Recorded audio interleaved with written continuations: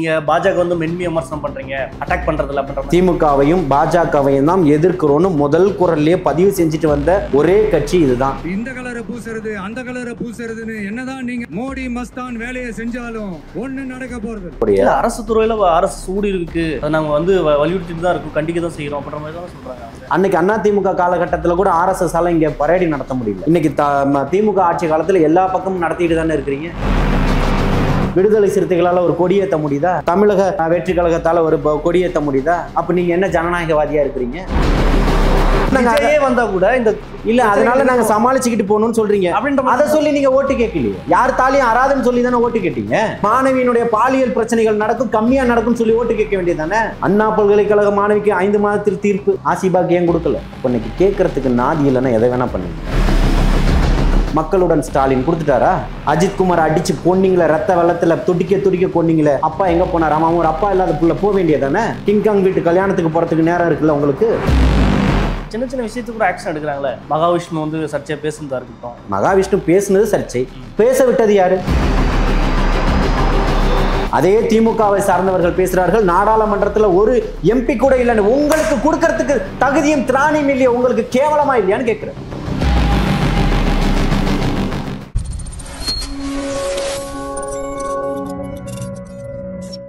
Colour கண்ணாடி voice நேயர்களுக்கு வணக்கம். இன்று நம்மோடு இருப்பவர் தாவேக ஆதரவாளர் ஜலீல் அவர்கள். வணக்கம் சார். வாழ்த்துக்கள். இப்போ பார்த்தீங்கன்னா நேற்று 2 நாளைக்கு முன்னாடி அந்த கூட்டம், செயற்குழு கொள்கை பரப்பு கூட்டம்னு நடத்தினாங்க. அதில் ஆதவ் அர்ஜுன் வந்து குரான் மேல் சத்தியமாக பாஜக கூட கூட்டணி சேர மாட்டேன்ற மாதிரி சொல்றாரு. ஏன் அது அந்த மாதிரி இறங்கி நிரூபிக்கிறதுக்கான காரணம் என்ன? இல்லை, இறங்கி நிரூபிக்கக்கூடிய காரணம் என்னன்னா, இன்னைக்கு கட்டாயம் என்னன்னா, இன்னைக்கு தேர்தலுடைய காலகட்டம் வந்து ரொம்ப குறைவு. இவர்கள் தொடர்ச்சியாக என்ன சொல்லிக்கிட்டு இருக்காங்கன்னு சொல்லிங்கன்னா, ஆளும் தரப்பை வந்தாலும் சரி, இன்னைக்கு பிஜேபியோட ஒரு கள்ள கூட்டணியில் இருக்கிறார்கள்ன்றதுல எந்த விதமான 2 பேருமே உறவாக தான் இன்னைக்கு இருந்துகிட்டு இருக்காங்க. அப்போது இவர்கள் வந்து தாவேகாக்கு வந்து ஒரு அழைப்பு கொடுக்கறது போல, இன்னும் கொஞ்ச நாளையில் வருவாங்கன்றது போல ஒரு மாயையை, ஒரு பிம்பத்தை தொடர்ச்சியாக கட்டமைச்சிக்கிட்டு இருக்காங்க. அதை வந்து அடிக்கணும், உடைக்கணும்ன்றது தான் இவர்களுடைய நோக்கமே. பாசிசவாதிகளோடவும் ஊழல்வாதிகளோடவும் கூட்டம் இல்லை அப்படின்றத வெளிப்படையாக பிரகடன மேடையிலே சொல்லிட்டு போனார் முதல் மாநாட்டிலேயே. ஆனால் அவர் பண்ணக்கூடிய ஒவ்வொரு விஷயங்கள்லையுமே, அது இஃப்தார் நிகழ்ச்சியாக இருந்தாலும் சரி, வக்ஃபு போராட்டமாக இருந்தாலும், சிஏஏக்கான முதல் கண்டன குரலாக இருந்தாலும் சரி, பதிவு செய்யும் போது எல்லாமே சிறுபான்மையினருடைய வாக்குகள் வந்து இன்னைக்கு திமுகவின் பக்கம் நம்ம கிட்ட தான் இருக்குது அப்படின்ற ஒரு ஸ்டாண்டில் தான் தொடர்ச்சியாக இருந்தாங்க. ஆனால் இன்னைக்கு அது நம்ம விட்டு கை நழுவி போகுது அப்படின்னும் போது அவர்களால் அதை ஏற்றுக்க முடியல. அதை ஏற்றுக்க முடியலன்னும் போது அப்படி ஒன்றும் தெரியல. களத்தில் பார்த்தீங்கன்னா சிறுபான்மை கட்சியில் இருக்க எல்லா கட்சிகளும் வந்து திமுக கூட்டணி தான். கட்சிகள் இருக்கலாம். இப்பவும் சொல்கிறேன், நான் என்ன கேட்குறேன்னா, இந்த அம்மா வந்து எல்லா இதுவுமே இன்னைக்கு 234 தொகுதிகளிலும் நான் தான் போட்டியிடுவேன்னு ஒரு முறை போட்டிட்டாங்க. அன்னைக்கு எத்தனை கட்சிகள் அந்த அம்மாவோட கூட்டணியில் இருந்தது? திமுகவோட எத்தனை கட்சிகள் கூட்டணி இருந்ததுன்றது தெரியாதா? ஒரு கூட்டணிகளுக்காக ஒரு கூட்டணியை பலமாக அமைச்சிட்டா அப்போ மக்கள் நல கூட்டணி தானே வென்றிருக்கணும். அன்னைக்கு அண்ணன் திருமா அவர்கள், கேப்டன் விஜயகாந்த் அவர்களை முன்னிறுத்தி ஒரு மக்கள் நல கூட்டணி உருவாக்குனார் இல்லையா? அன்னைக்கு இதே கம்யூனிஸ்டுகள் இருந்தது, மனிதநேய ஜனநாயக கட்சி இருந்தது, எல்லா கட்சிகளுமே அங்கே இருந்து. அன்னைக்கு அந்த கட்சி தானே ஜெயிச்சிருக்கணும். கூட்டணியை உருவாக்குறதெல்லாம் இங்கே வேலை இல்லை. இன்னைக்கு யார் எதற்காக இருக்கிறாங்க? அப்போ இவர்கள் வந்து ஒரு பிஜேபியினுடைய போர்வையை வந்து தொடர்ச்சியாக தாவேகா மேலே போத்தணும்ன்றது தான் இருக்குது. அதற்கு ஒரு சரியான ஒரு ஆயுதமா தான் பயன்படுத்தி இருக்காங்க. பண்றீங்க என்னென்ன? திமுக மேல ஒரு பாஜக ஒரு போர்வை தான் போத்துறதுக்கான எல்லாம் இல்ல. இப்பவும் சொல்றோம், நீங்க நிதி ஆயோக் கூட்டத்துல போயிட்டு மோடியின் மீது புகழாரம் சூட்டிட்டு இங்க வந்து நாங்க பாசிசவாதிகளை எதிர்க்கிறோம், பிஜேபி எதிர்க்கிறோம் கள்ளத்தனமா பேசக்கூடாது. இல்ல, உங்களுக்கு டாஸ்மாக் பிரச்சனைகள் எழும்போது அங்க போயிட்டு நீங்க பஞ்சாயத்து பண்ணிட்டு வரக்கூடாது. செந்தில் பாலாஜி உள்ள இருக்கும்போது அவர் வெளியில கொண்டு வரத்துக்கு பாஜகவினுடைய உதவி தேவைப்படுது. அவர் வந்ததுக்கு அப்புறம் மீண்டும் அவர் அமைச்சராக்கணும். பொன்முடி இங்க இருந்து திருப்பியும் வரும்போது அன்னைக்கு ஆளுநரை போய் நீங்க சந்திக்கணும். உங்களுக்கு தேவையான வேலைகளை நீங்க பண்ணணும். அப்படின்றப்பெல்லாம் நீங்க தொடர்ச்சியா நீங்க எடுக்கக்கூடிய ஸ்டாண்ட் வந்து அப்ப என்ன, அதை எப்படின்னு பாக்குறது? இல்ல, அப்படி நீ உங்க மேலே அப்படி ஒரு குற்றச்சாட்டு செலுத்தலாம்ல. நீங்க பாஜக வந்து மென்மையா விமர்சனம் பண்றீங்க, அட்டாக் பண்றதுல பண்ற மாதிரி. பாசிசவாதிகள்னு சொல்லி ஒரு மாநாடு போட்டு தன்னுடைய முதல் மாநாட்டுல அறிவிச்ச கட்சி எதுன்னு சொல்லுங்க. நாங்கள் திமுகவையும் பாஜகவையும் தான் எதிர்க்கிறோம்னு முதல் குரல்லே பதிவு செஞ்சுட்டு வந்த ஒரே கட்சி இதுதான். நீங்க என்ன வேணா சொல்லியிருக்கலாம், திராவிட சிந்தனை அது இது பெரியார் சொல்லி கொடுத்தது, அண்ணா வளர்த்த கட்சி கலைஞர். நீங்க இந்த அம்மையாரும் திராவிட சிந்தனையை பேசக்கூடிய 2 பேருமே சேர்ந்து தான் பாஜகவை இன்னைக்கு வளர்த்துக்கிட்டு இருக்கீங்க. இதுல மாற்று கருத்து இருக்கா உங்களுக்கு? நாங்க இன்னைக்கு முதல் நாள்ல இருந்து எதிர்க்கிறோம். நீங்க 2 பேருமே இங்க கொண்டு வந்தவங்க தானே. இன்னைக்கு ஒருத்தர் இன்னுமே ஃபுட்போர்ட்ல தொங்கிக்கிட்டு தானே போய்கிட்டு இருக்கிறீங்க. மோடியா லேடியான்னு ஜெயலலிதா கேட்கலையா? அதை தான் நான் சொல்றேன். 1999 மெரினா சீரணி அரங்கத்துல ஜூன் 7 வாழ்வுரிமை மாநாடு தமிழ்நாடு முஸ்லிம் முன்னேற்ற கழகம் நடத்தக்கூடிய மாநாட்டுல என் வாழ்நாளில் அதிமுகவிலிருந்து பிஜேபியோட கூட்டணி வைக்க மாட்டேன்னு சத்தியம் செஞ்சு கொடுத்தாங்க அந்த அம்மா. அதற்கு முன்னாடி ஆதரவு கொடுத்துருந்தாங்க. அதை நான் எனக்கு விருப்பம் இல்லை, அதனால தான் நான் கலைச்சேன் அப்படின்னு பகிரங்கமா சொன்னாங்க. ஆனா கலைஞர் வந்து மாலை மரியாதையெல்லாம் போட்டு திரும்ப கொண்டு வந்து இழுத்து விட்டவர் தான் கலைஞர். 90ல இருந்த பாஜகவுக்கும் இப்போ இருக்கிற பாஜகவுக்கும் நிறைய வேறுபாடுகள் இருக்குல்ல, அப்படி கூட பார்க்கலாமா? இல்லை, பாஜகன்றது திருப்பியும் சொல்கிறோம், ஆர்எஸ்எஸ்னுடைய சித்தாந்தத்தின் அடிப்படையில் என்ன மக்களை அன்னைக்கு என்ன பிளவுபடுத்தணும்னு நினச்சாங்களோ அதே தான் இன்றைக்கும் ஒரு ஸ்டாண்டாக கையில் எடுத்துக்கிட்டு இருக்கிறாங்க. அன்னைக்கு காந்தியை சுட்டு கொள்ளும் போதும் ஒரு இஸ்லாமியரனுடைய ஒரு போர்வை தான் அவர்களுக்கு தேர்வைப்பட்டது கோட்சேவின் கையில். அதுக்காக தான் ஒரு இஸ்லாமியரனுடைய பெயரை பச்சை குத்திக்கிட்டு இருந்தார். இப்படி தான் இவர்கள் பிளவுவாதத்தை ஏற்படுத்தக்கூடியது அன்னையிலிருந்து இன்னைக்கு வரைக்கும். அதில் மாற்று கருத்து இல்லை. இன்னைக்கு மணிப்பூர்ல நடக்கக்கூடிய பிரச்சனைகளாக இருந்தாலும் சரி, மாட்டுக்கறிக்காக நடக்கக்கூடிய பிரச்சனைகளாக இருந்தாலும் சரி, உடைகளுக்காக நடக்கக்கூடிய பிரச்சனைகளாக இருந்தாலும் சரி, தமிழ்நாட்டிலையும் அதே பிரச்சனை தலை தூக்கிச்சா இல்லையா? கல்லூரி மாணவி கல்லூரிக்குள்ள நடக்கிறாங்க, முதல்வர் பேசிக்கிட்டு இருக்கிறாரு, முதல்வர் பேச போறாரு, ஆனால் உங்களுடைய புர்கா கழட்டப்படணுன்றாங்க. இன்னொரு சகோதரி தன்னுடைய ஷால்னு சொல்லக்கூடிய துப்பட்டாவை வந்து கருப்பு நிறத்துல போட்டிருந்தாங்கன்னு பிடுங்கி வைக்கப்பட்டுக்கிட்டு அனுப்புறாங்க. இதெல்லாம் எந்த விதத்துல ஜனநாயகத்துல ஏற்றுக்கொள்ளக்கூடிய? அரசு துறையில அரசு சூடி இருக்கு, அதை நாங்க வந்து வலியுறுத்திட்டு தான் இருக்கும், கண்டிக்க தான் செய்யறோம் அப்படின்ற மாதிரி தான் சொல்றாங்க அவங்க. நீங்க உங்களுடைய கண்டனங்கள் இன்னும் பேப்பர் வடிவத்துல மட்டும்தானே இருக்கு. ஜனநாயகத்துல இந்த மக்களுக்கு ஒண்ணும் கிடைக்கலையே. ஆனா அதிமுக ஆண்ட 10 வருடத்துல இப்படி ஊடி இருக்காங்க, அதை நாங்க ரிமூவ் பண்ண தான் போறோம் அப்படின்ற மாதிரி தானே. எத்தனையை ரிமூவ் பண்ணிட்டீங்க? இதுதான் நடந்தது. இது வந்து மக்களுக்கானது, இந்த மாதிரி ஒரு பிரச்சனை நடந்ததுன்னு. அன்னைக்கு அதிமுக காலகட்டத்தில் கூட ஆர்எஸ்எஸ் இங்க பரேடி நடத்த முடியல. இன்னைக்கு திமுக ஆட்சி காலத்துல எல்லா பக்கமும் நடத்திட்டு தானே இருக்கிறீங்க. அதே மற்ற கட்சியால நடத்த முடியுதா? விடுதலை சிறுத்தைகளால ஒரு கொடியேற்ற முடியுதா? தமிழக வெற்றி கழகத்தால ஒரு கொடியேற்ற முடியுதா? அப்ப நீங்க என்ன ஜனநாயகவாதியா இருக்கிறீங்க?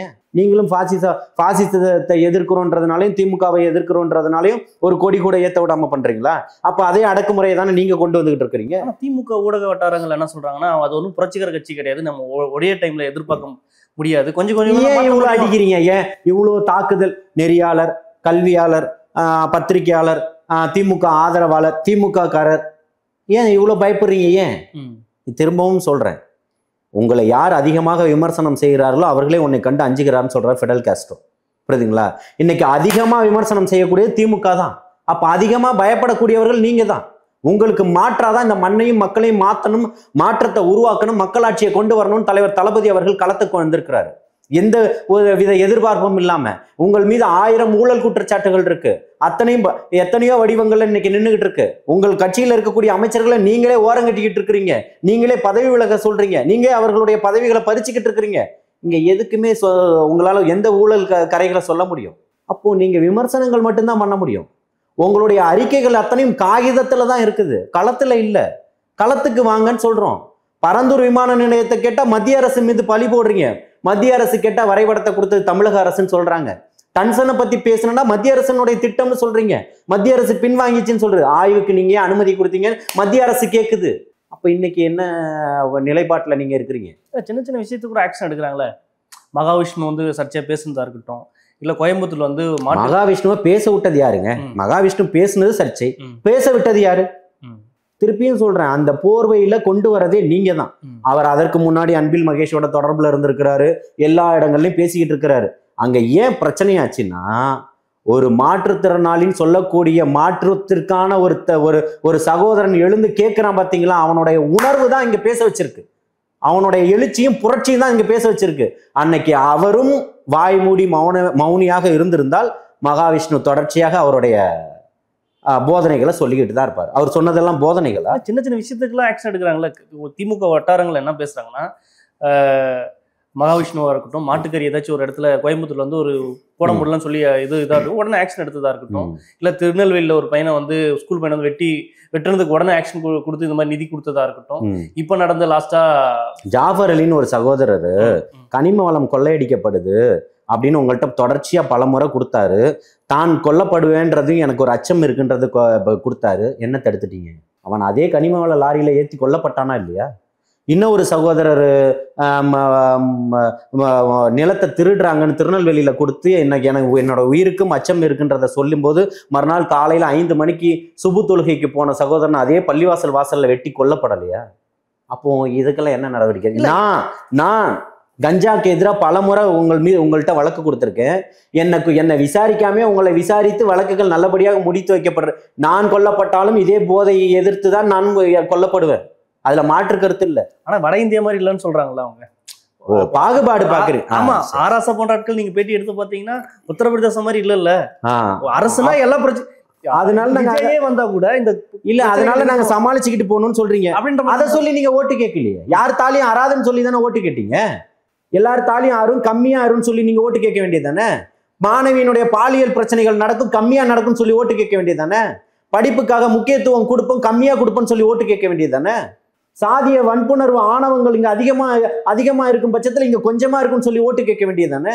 ஊராட்சி மன்ற தலைவியா நீ அங்கீகரிக்கப்பட்டு ஜெயிச்சாலும் உனக்கு நாற்காலி கிடைக்காது, கட்டடத்துக்கு வெளியில ஒரு சேர்ல உட்கார வைப்பன்னு சொல்லி ஓட்டு கேட்க வேண்டியது. நீங்க ஆட்சிக்கு வந்தா 4 வருஷத்துல அப்படி இப்ப எல்லா பிரச்சனையும் பரம சாத்தியம் உண்டு. மனிதனுடைய இயல்பான ஒரு உரிமையை சக தோழனுடைய உரிமையை நீங்க கொடுங்கன்னு சொல்றோம். மோடி வந்து தூய்மை பணியாளர்களுடைய கால கழுவுனதையுமே ஒரு அதனுடைய ஒரு பாஜகவனுடைய செய்தியாளராக ஒருத்தர் டிபேட்ல பேசுறாரு. அது அரசியல் தான் அப்படின்னு சொல்றாரு. இங்க அரசியல் பண்றதுக்கு வரல, மக்களுடைய வலியும் வேதனையும் பேசுறதுக்கு தான் வந்திருக்கோம்னு சொல்றோம். மக்களுக்கானது கிடைக்கலன்னு சொல்றோம், மாணவர்களுக்கானது கிடைக்கலன்னு சொல்றோம். ஒரு ஹரிஸ் ஸ்ரீஹரிஸ்னு சொல்லக்கூடிய 2 தம்பிமாருங்க கள்ளச்சாராயத்தை எதிர்த்து கேள்விகள் 2 பேரும் விரட்டி படுகொலை செய்யப்படுறான், வெட்டி கொல்லப்படுறான். அப்ப இங்க என்ன ஜனநாயகம் நடந்துகிட்டு இருக்கு? அயல் நாட்டில் இருக்கக்கூடிய அத்தனை போதை வஸ்துகளும் இங்க கிடைச்சிக்கிட்டு இருக்குது. அன்னைக்கு முதல்வர் வந்து சட்டமன்றத்துக்குள்ள எடுத்துட்டு போனாரு குட்கா. நீங்க நெறியாளரா சொல்லுங்க இது வரைக்கும் இங்க கிடைக்கல தமிழகத்துலன்னு சொல்லி. அப்போ நம்ம முதல்வருக்கு வாங்கி அனுப்பலாம். முதல்வருக்கு ஐயா இந்த மாதிரி கிடைச்சிக்கிட்டு தான் இருக்கு, உங்களுக்கு கிடைக்குதான்னு தெரியல, இந்தாங்க ஒரு 50 பாக்கெட் வச்சுக்கோங்க, சட்டமன்றத்துக்கு போகும்போது கொண்டு போங்க. இந்த வேலை யார் செஞ்சிருக்கணும்? எடப்பாடியார் செஞ்சிருக்கணும். அன்னைக்கு அதை கொண்டு போயிட்டு தானே சட்டையை கிழிச்சிட்டாங்கன்னு வெளில வந்தாரு. இன்னைக்கு ஏன் பண்ணல? அப்போ ஆதவர்ஜன் பேசுறது சிறுபான்மை வாக்கு இழுக்கணுன்றதுக்கு தான் அந்த அப்படி பேசுறாரு அப்படி சொல்ல. இப்பவும் சொல்றோம், இழுக்கணும்ன்றதுக்காக இல்ல, சிறுபான்மையினரை காப்பாற்றணும்ன்ற நோக்கத்துல பேசுறாரு. சிறுபான்மையினர் தொடர்ச்சியை ஏமாற்றிக்கிட்டு இருக்கிறாங்கன்றத பேசுறாரு. அதே திமுகவை சார்ந்தவர்கள் பேசுறார்கள், நாடாளுமன்றத்துல ஒரு எம்பி கூட இல்லைன்னு. உங்களுக்கு கொடுக்கறதுக்கு தகுதியும் திராணியும் இல்லையா? உங்களுக்கு கேவலமா இல்லையான்னு கேட்கிறேன். இதே இஸ்லாமியர்கள் பக்கம் நின்று தானே, இதே இஸ்லாமியர்களுடைய வாக்க சொல்லி தானே இத்தனை ஆண்டுகள் நீங்க இந்த பதவியில உட்கார்ந்துகிட்டு இருக்கீங்க. இஸ்லாமியனுடைய பாதுகாவலன் சொல்லிட்டு இருக்கீங்க. யாரு பாதுகாவலன்? எங்களுக்கு எதற்கு பாதுகாவலன்? எங்களை இந்த நாட்டில் இந்த மண்ணினுடைய மைந்தர்கள் எங்களை நீங்க வந்து துப்பாக்கி இந்த போலீஸோட ஒவ்வொரு இஸ்லாமியரையும் பாதுகாக்க போறீங்களா? என்னுடைய உரிமையை கொடுன்னு கேட்கிறோம். எத்தனை நாடாளுமன்றம் உறுப்பினர், எத்தனை சட்டமன்ற உறுப்பினர், எத்தனை மாநில உறுப்பினர், எத்தனை கவுன்சிலர், எத்தனை ஊராட்சி மன்றம், நகராட்சி மன்றம், எத்தனை பேரை கொடுத்துட்ட? உன் கட்சியில எத்தனை மாவட்ட செயலாளருக்கு பதவி கொடுத்துட்ட? செஞ்சி மஸ்தானுக்கு கொடுத்ததையே பறிச்சிட்டீங்களே. நெல்லை வகாபுக்கு நிலைமை என்ன? ஆவடி நாசருக்கு நீங்கள் கை வைக்கக்கூடியது சிறுபான்மை சமூகத்தின் மீது தானே. அப்போ உங்களோட சிறுபான்மை சமூகத்தினுடைய இருக்கக்கூடிய பார்வை எவ்வாறா இருக்கு? அப்ப இதற்கு தொடர்ச்சியா குரல் கொடுக்கறதுனா சிறுபான்மை பிரதிநிதிகளா இருக்கக்கூடிய கட்சிகள், இன்னைக்கு தோழமை கட்சிகளா இருக்கிறது தானே குரல் கொடுத்துருக்கணும். எல்லாரையுமே வாய் மூடி மௌனியாக உட்கார வச்சுக்கிட்டு இருக்கிறது தான் திமுகவுடைய வேலை. திமுக பக்கம் போய் எந்த கட்சி பிரம்மாண்டமா வளர்ந்தது ஒரு கட்சியா சொல்லுங்க. எல்லா கட்சியும் அடிச்சு உடைச்சு எல்லாத்தையுமே இன்னைக்கு திமுக பக்கம் மதிமுக போய் நிக்குது. அன்னைக்கு இவர் எல் கணேசன் உடைச்சு கொண்டு வரலையா? கண்ணப்பனை கொண்டு வரலையா?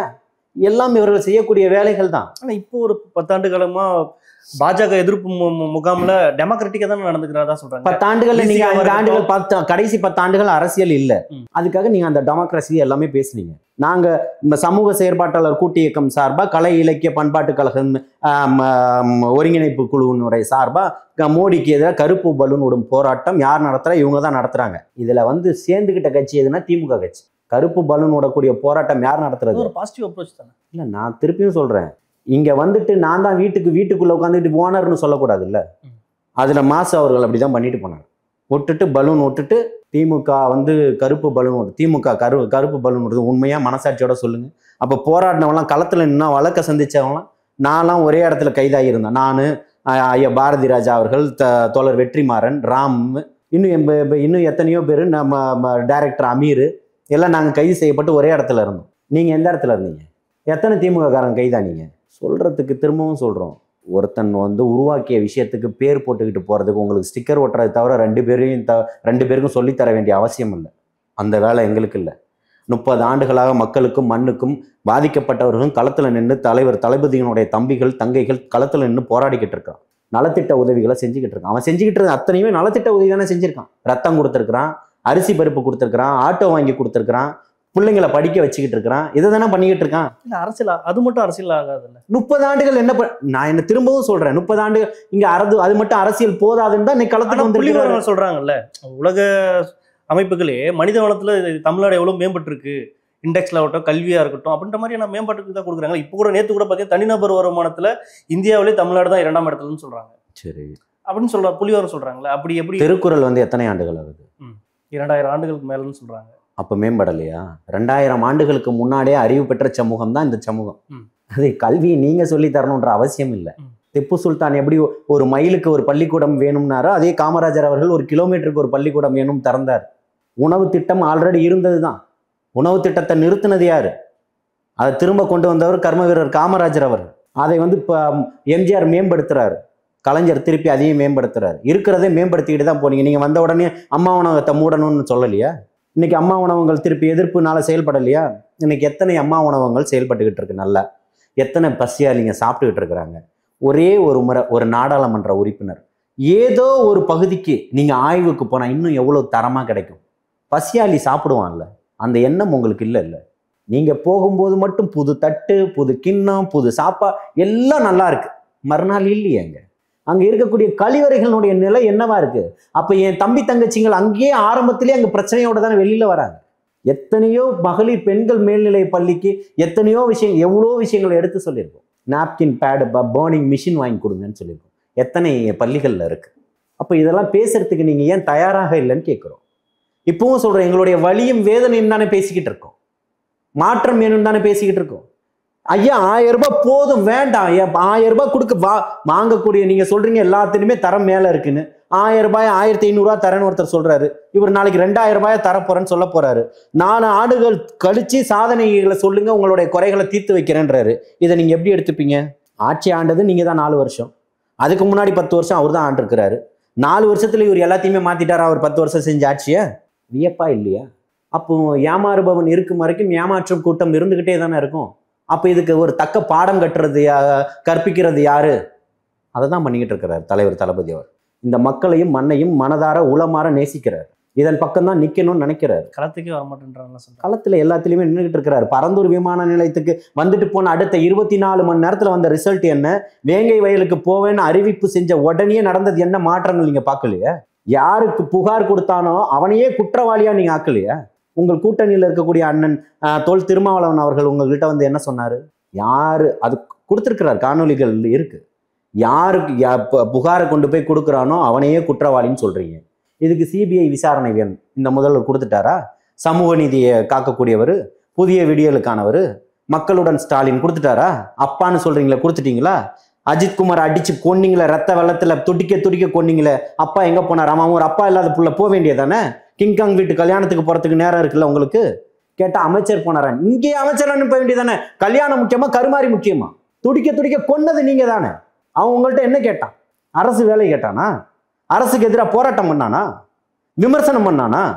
அப்பாவியா தானங்க இருந்தான். சென்னையில ஒருத்தன் காவலாளி வேலை செய்யறானே 10,000க்கு மேல சம்பளம் இல்லை, 12,000க்கு மேல சம்பளம் இல்லை. அந்த ஊர்ல கோவில்ல வேலை செய்யக்கூடியவனுக்கு எவ்வளவு சம்பளம் கொடுத்துருப்பீங்க? 50,000 கொடுத்துருப்பீங்க. அவனை அடிச்சு கொண்டிருக்கீங்களே, துடிக்க செத்துருக்கான 27 வயசு பையன். அவனுடைய கனவுகள் என்னவா இருந்திருக்கும்? அப்ப இன்னைக்கு கேட்கறதுக்கு நாதி இல்லைன்னா எதை வேணா பண்ணுவீங்களா?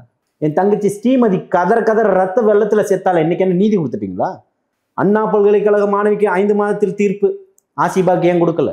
அப்ப இங்க என்ன மறுக்கப்படுகிறது? நீதி எதற்காக? பொள்ளாச்சி மாணவிகள் பிரச்சனைக்கு அதுக்கு நாங்க தான் போராடணும்.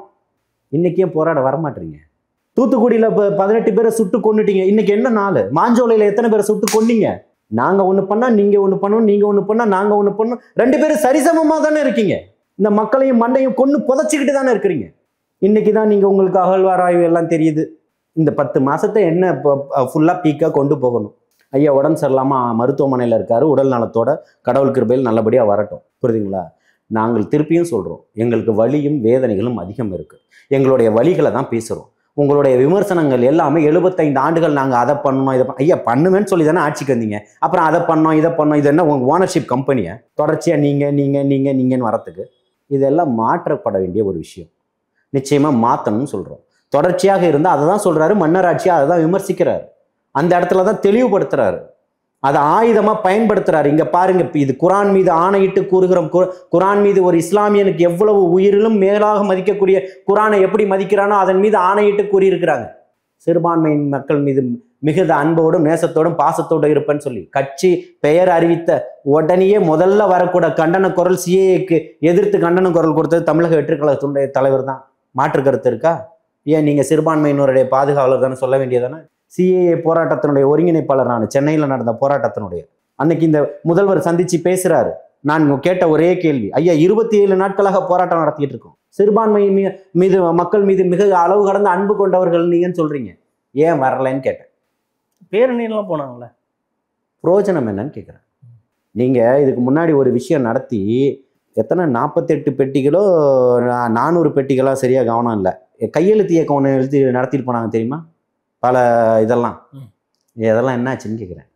மக்களோட முதல்வர்னு எல்லாரும் ஒரு பெட்டி வச்சு இவருக்கு ஒன்று கொடுத்தாங்க. இவங்க எல்லாம் பண்ணி கொண்டு போய் மாநில அரசாங்கத்துக்கிட்ட கொடுத்தாங்க, ஒன்றிய அரசாங்கத்துக்கிட்ட கொடுத்தாங்க. அப்போ அதெல்லாம் எங்கே போச்சுன்னு கேட்குறேன். மக்களை நீங்கள் ஏமாற்றணும் முடிவு பண்ணியிருக்கீங்க. ஏமாறுறதுக்கு நீங்கள் மக்கள் தயாராக இல்லை. பொதுமக்களும் இளைஞர்களும் இன்னைக்கு விழிச்சுக்கிட்டா உங்களுடைய அரசியல் வாழ்க்கை இன்னைக்கு பலிக்கலை.